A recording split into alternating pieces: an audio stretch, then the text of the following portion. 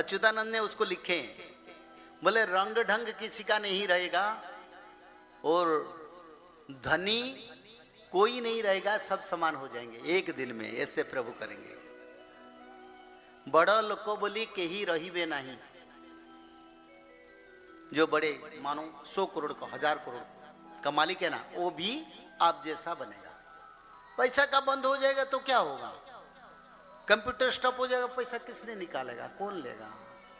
तो राम आएंगे, कैसे आएंगे, सिर्फ राम आएंगे नहीं। मैं थोड़ा भविष्य मालिका को जाता हूं, क्योंकि भविष्य मालिका शास्त्र में लिखा है भगवान कल्कि जब जन्म होंगे तब उनके नाम रहेगा माधव। अष्ट बाहुरे अष्टायुध कली से जन्म हेबे माधव, यानी कली युग की अंत में माधव जन्म होंगे। माधव नाम को जेहू जपई जन्म मरण ताहर नहीं। जो लोग माधव नाम भजन करेंगे उनको जीव चक्र बंधन से मुक्ति मिलकर वैकुंठ प्राप्ति मिलेगा। इसको किसने लिखे, बलराम दास ने लिखे, जो चैतन्य भगवान के पंच सखा थे, उन्होंने लिखे। तो जन्म से प्रभु के नाम रहेगा माधव। जब वो संहार पर्व प्रत्यक्ष में करेंगे, क्योंकि माधव नाम से संहार पर्व नहीं, माधव नाम से उद्धार। और उसी समय गुप्त कल की लीला होगा, जो भविष्य मालिका में लिखा है। छोटे छोटे रोग बीमारी आएगा, धरती पर भूकंप होगा, कहीं जल प्रलय होगा, कहीं अग्नि प्रलय होगा, कहीं मनुष्य में सांप्रदायिकता, कहीं विश्व युद्ध जैसे परिस्थिति आएगा। जानो प्रभु के संहार के समय आ रहा है। और जब वो अंतिम समय में कल की लीला करेंगे, यानी संहार करेंगे, उनका नाम रहेगा कल्कि। कल्कि क्यों, कल की, उससे पहले जो कलियुग आया था तो प्रभु का नाम क्या था, प्रणीत चंद्र। वायु पुराण में इसका रचना है। उस युग में प्रभु कल की नाम नहीं था, प्रमीत चंद्र शायद। 22 साल उन्होंने घोड़े पर हाथी पर बैठ के पापियों को मारा। इससे पहले जो कलियुग आया था, ये वायु पुराण का बात में जाता हूं। तो इसी समय जब प्रभु कल की संहार करेंगे तो नाम रहेगा कल्कि। जब वो सारा विश्व के राजा बनेंगे, बलराम राजा हेवे दिल्ली सिंहासने, वीणा बाईण नारद मिलिबे गायने। यानी प्रभु कल की दिल्ली सिंहासन में राजा होंगे और उसी समय नारद महामुनि प्रभु के पास पहुंचेंगे।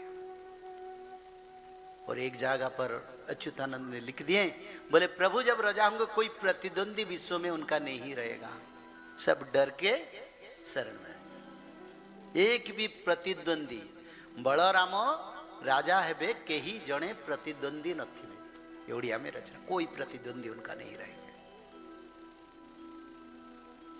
तो जब प्रभु राजा बनेंगे तब उनके साथ राम जोड़ा जाएगा, क्योंकि प्रभु द्वितीय अयोध्या पुरी प्रकाशिवे रघुनाथं विहार, यानी कल की राम को रघुराम या रघुनाथ कहा गया।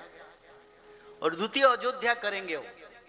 एक अयोध्या तो अयोध्या में है, द्वितीय अयोध्या उड़ीसा में बनेगा, ये लिखा है।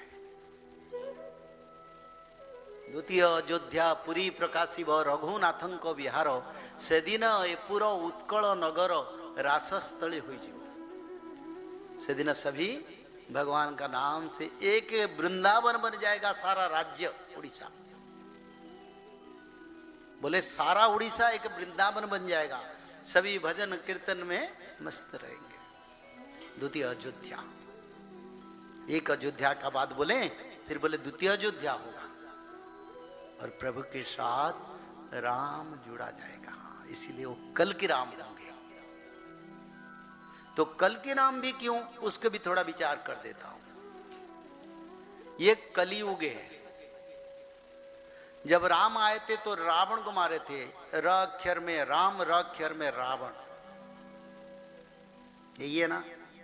कृष्ण आए थे तो कंस के लिए आए थे, तो क अक्षर में कृष्ण, क अक्षर है कंस।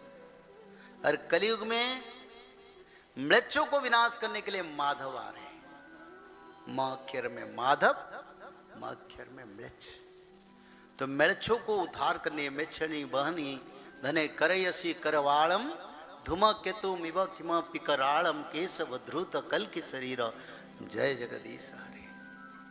कल की भगवान बड़ा प्रतापी, बड़ा शक्तिशाली, कोटि ब्रह्मांड का ठाकुर, 64 कला, बड़ा शक्तिशाली। भगवान राम 12 कला में आए थे, कृष्ण 16 कला में, कल की 64 कला में आएंगे। संगं चतुष्षष्टि कलम धनुर्वेदादि कंचत, ये शास्त्र में लिखा है। संगं चतुष्षष्टि यानी 64 कला का सम्मिश्रण कल की राम।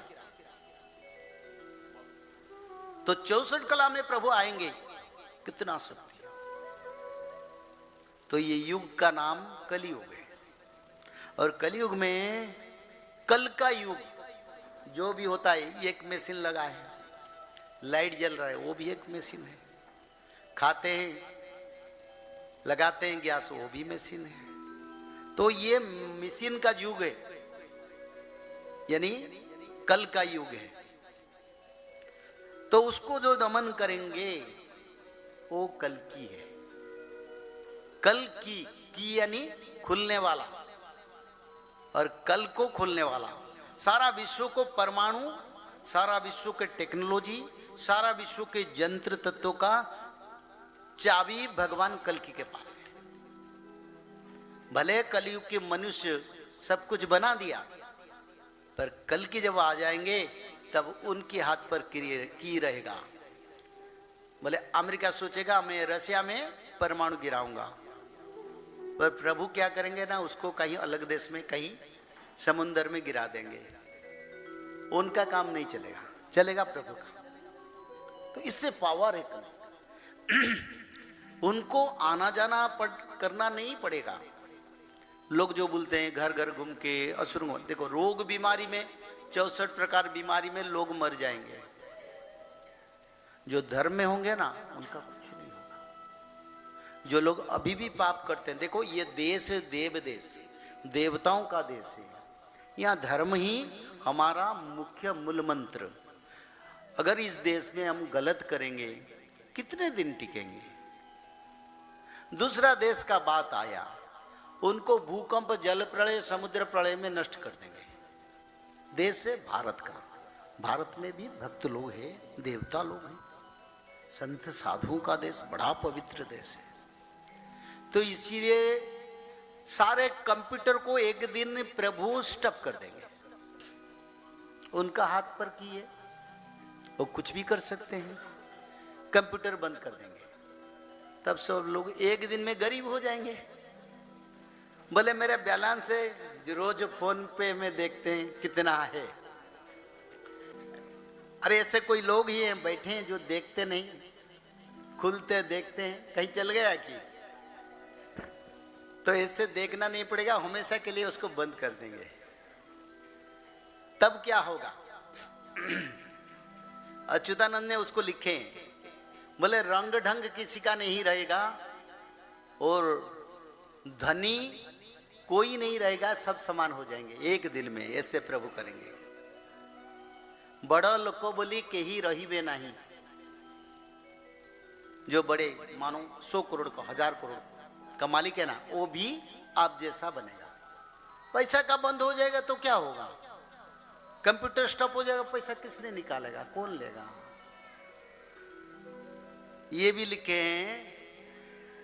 लोग उसका बाद क्या करेंगे ना, टंका सुना परे स्वान मुतु थिब, स्वान नाश न होइब, कहंती अनंत अनंत ब्रह्म बाड़ी तत्व, सुन तुरे ब्रजसुत।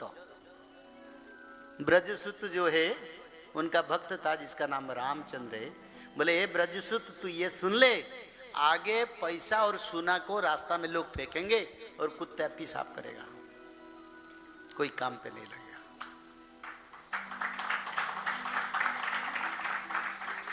तो इसीलिए मुंह मेरा तुम तेरा के पीछे मत भागो, समय नहीं है, समय अंत की समय पर विचार कर रहे हैं।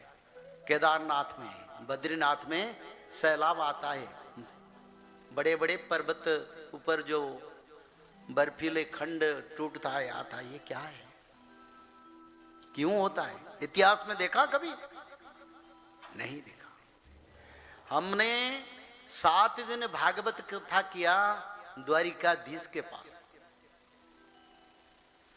और यहाँ का जो लोग भागवत कथा को गए थे, मैं जिस दिन बोला नील चक्र से बार बार ध्वजा गिरता है, और जब ध्वजा गिरेगा प्रभु अवतार लेंगे, और भगवान ने उसको वही किया। द्वारिकाधीश के क्षेत्र में ध्वजा गिर गया, उसका बाद ध्वजा दंडा भी टूट गया, उसका बाद ध्वजा फट गया। जो मालिका शास्त्र में जगन्नाथ क्षेत्र में होता है वहीं पर हुआ। माधव माधव माधव